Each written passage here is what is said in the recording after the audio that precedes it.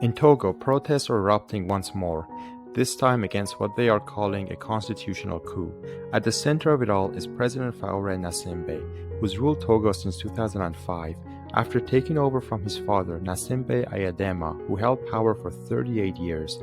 That's over 5 decades of one family rule, and now Faure has appointed himself President of the Council of Ministers, a new position with no term limit.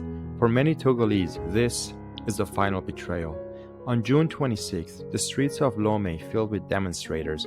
Youth movements, opposition coalitions, trade unions, and civil society groups rallied under banners like "Hands Off My Constitution." They're demanding democracy, economic equality, justice, and the end of dynastic rule. But the regime, backed up by France, struck back hard. Soldiers fired tear gas, beat protesters, and carried out nighttime raids. Over 80 people have been arrested. Reports from Amnesty International say some detainees have been tortured. Media suppression is also underway, with internal and external agencies banned. And this ties into a deeper story.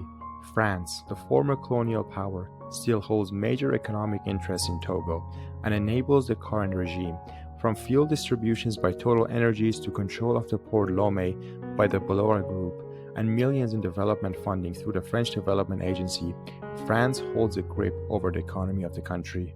At the same time, IMF bank austerity measures like cuts to public services, rising fuel prices, and privatization have deepened economic hardship. Togo's economy is marked by severe inequality. Over half of the population live in poverty, youth unemployment is rampant, and inflation continues to erode wages. He should step aside and let someone else lead. You can't keep ruling us by force forever. Let someone else prove what they can do.